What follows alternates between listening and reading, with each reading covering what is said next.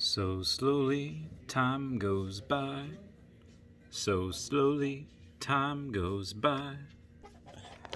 Hey guys, how's it going? It is I, the real Randy Chavez. I'm coming at you today with a Tesla stock update video, plus talking about Gamestop. Finally, I know, finally the gamer is going to talk about GameStop stock. It took me a little while. I had to go deep down the rabbit hole at Wall Street Bets, Chamath Palihapitiya, and everything. So we are going to go right now to Frank Pelin, or Pelin. Frank Pelin says, tweet thread for his thoughts on the Tesla earnings. We're going to go through them first. He said it's bad earnings report for investors focused on the short-term financials, but it could contain some really great nuggets for long-term investors. Some of the reasons why the financials were weaker than deliveries might have suggested. So automotive suffered heavily from discounted Model S and Model X. Comments during the call suggest that this was partially to get rid of inventory, but also partially to get rid of a customer discount on the now old version of those cars. Doing the right thing for its customers will pay off long term. So I just want to break that down real quick. The S and the X, Tesla had dropped points, or they had dropped the price on it 14 times last year. Why did they do that? A lot of the Tesla bears will be like, oh, there's no demand for it. That's why I asked. Obviously, we know that is absolute BS. We know that the demand is super sky high, but it makes sense for them to do that just to get vehicles out on the road because, one, that helps their neural network as far as full self-driving, that helps their AI chip that they're making, and as more cars on the road that they have, the faster you're transitioning to sustainable energy. And when they do that, yes, the short-term profits do take a hit. It's not 21% or 19%. It's down to like 16% profit. But long-term, that he's going to get from either the full self-driving subscription, the insurance, the solar, everything else is going to be upped in the long run. So part three, energy services also suffered due to focusing on the future. The solar roof is ramping and weighing on energy, but these investments will pay off big over time in the coming years. A lot of the service is also weak due to investments for the future, but again, both of these are very likely temporary. Fluctuations in various margins and costs are completely normal for hypergrowth companies like Tesla. Don't get overly hung up on the short-term financials and focus on the growth and long-term, especially if you only hold the common stock. So something that Gally from Hyperchange had focused on yesterday, saying like him, me, Steve, Mark, Ryan, Solving the Money Problem, Tesla Daily Podcast, we do not care what the stock does in the short term. For us, it greatly benefits us if it retests some breakout points like 690 or 464, which we've never retested that breakout point either, because then we could buy it at such a discounted price. I would absolutely love that. But outside of that, I don't care what it does short term. It can go to $1,000 tomorrow. It could drop to 600, which again is good for me because this way I can buy more. But long term is where we're focused on. He said he wants to talk about the great stuff. For him, there was 3 great takeaways in the earnings report. First is regarding customer service and communication. Said Jerome is on it. He was very happy to hear him elaborate on what he's doing and trust that it'll become amazing in the next few years. Second, he was somewhat skeptical about Tesla licensing tech, but the fact that Elon keeps talking about it is bullish in his opinion. Here's why. He thinks that they realize that nobody can compete with Tesla automotive or autonomy, and they're trying to already position themselves well in the case where they end up in a quasi-monopoly type of scenario in these industries, where if this comes to pass, Tesla's size and power will be truly enormous, and it'll have to be seen as being cooperative, the opposite of a walled garden, in order to not face any type of regulatory scrutiny. Bill Gates did the same thing with who's that guy from Apple? With Steve Jobs, the prodigal son returning. Like, how are you going to say that he's in a monopoly when you're propping up the competition? Same thing with Tesla. You can't accuse them of being in a monopoly if they're literally licensing out their tech. If they literally already said, hey, here's all of our, saying Einstein was in patents, and release them for free. You can't say that. So Frank Pelin goes on to say themselves will end up, what got him far away the most excited in this ER is Tesla's AI potential. Doesn't have any good estimates for how big a role AI will play in the world in the future.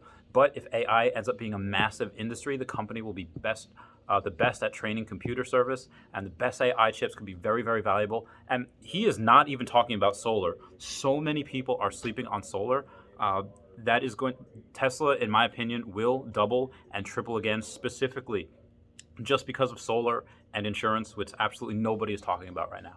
So Elon Musk tweeted a couple things. If anyone's seen the new Model S, he actually shows, and I'll show you the actual tweet. Game from anywhere. Look at that interior. Oh, that looks amazing. If anyone hasn't seen The Witcher, it's really good. But he's absolutely tripling down on gaming. Up to 10 teraflops of processing power, in case you're listening to this, enables the car in-car gaming on par with today's newest consoles via Tesla Arcade. Wireless controller compatibility allows gaming from any seat.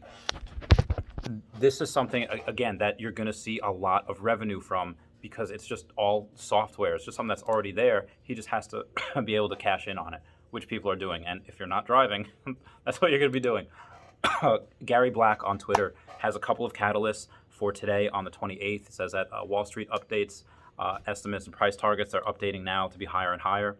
Number 2, active managers are buying in now. Number 3, the Biden $7,500 credit will most likely be in with Tesla as well.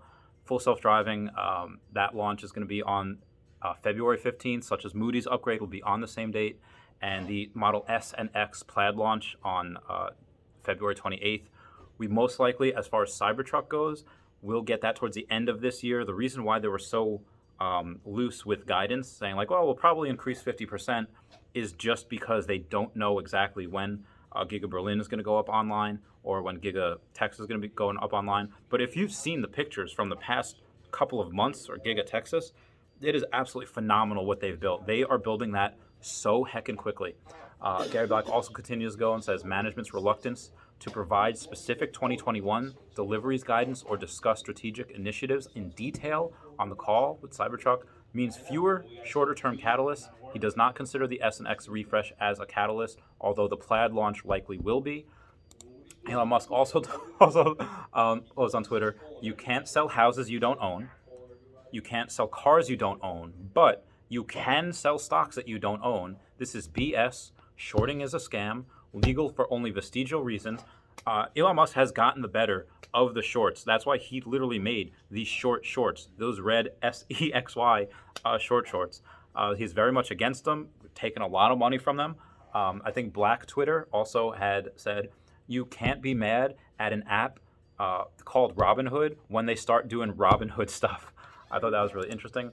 Justin Kahn on Twitter, also for going into GameStop, says, just got a tip that Citadel reloaded their shorts before they told Robinhood that they had to stop trading GameStop. If it's true, Ken Griffin and the Robinhood founders can go to jail. They should be in jail. They said it's literally class warfare. AOC, Alexandria Ocasio-Cortez, says that there should be an investigation. Ted Cruz agrees with her. This is something that is literally bipartisan, that everyone's coming together. It actually blows my mind. People saying that they will come together on this GameStop. I'm absolutely baffled by it. Anyway, getting into the Tesla stock, I didn't even bring it up. I've been so busy today. I will bring it to you right now. All right, so Tesla down on the day today. It's actually not as bad as it was. In the pre-market, it was down, I think, almost 5%, but it was only down like 3 1/3% today. I think the high was about 848, and the low was about, low was 801. I really should have I should have done calls at 801, but the market is very, very volatile. And I mean, if you just look at what's going on, again, there was a sell-off. You have, it's literally at the top of its game, even though it's 70 points below of where it was. And after hours, it's down a couple percent. Also, the volume was not that much today, almost half of what it normally is. So this, again, I know I just threw a lot at you. Again, Patreon down below, everything else down below. But type in the comments, let me know your predictions on where Tesla will be, just in my unprofessional opinion. I'd say by the end of this year, as long as the way things go, I expect. And again, Elon Musk said minimum 750,000 vehicles delivered. I think that is grossly sandbagging it, which he's very known for. I think they could also do a million. That's my guess. But as far as stock price, if they don't do any splits, if they don't announce any splits, I'll see you later, Al. If they don't have any splits and they don't do that and the stock price stays around this, I would say, I don't know, 1,100 a share, 1,200 a share. I think that's too low, though. Just because, again, they're literally going to double in size over the next 12 months because you have Giga Texas and Giga Berlin coming online. and we don't know exactly what other stuff Elon Musk has up his sleeve. They have 20 billion in the war chest. There's possibility that at least a couple hundred million could be used in Bitcoin. He's tweeted about that before. Again, with as far as GameStop going, I actually picture, and I'll talk about this a little bit more. If you have a stock, basically, again, what he's talking about, selling a stock that you don't own, you borrow that certain stock for, let's say, for all intents and purposes, $10. $10, you borrow that from a broker, you sell that immediately at $10, and you hope that it goes down to, $5, and then you can buy that stock, and then you keep the difference, which is $5. But if it goes up to $15, then you have to pay for that stock at that price. So you not only paid him, that $10, but you have to give him another $5 on top of that. And if, let's say, there were 100 shares for GameStop, 140 shares were sold short. So people on Wall Street bets are just like, this is not right. They can't do this. Let us all buy as many shares as possible and then hold it. And then this way, these shorts they see the stock price going up, they have to cover, meaning they have to buy those shares. And those shares, as they buy them, the price goes up because they need to keep doing that to prevent themselves from losing any further. That's called the short squeeze, and that's what they're doing. They're still trying to do it. I'll even show you guys the stocks. It was down today a lot, but this is absolutely bananas what it's been doing the past couple days. Let's go at the month and see. You could have bought this at $17, $18, but the last couple of days, oh my God.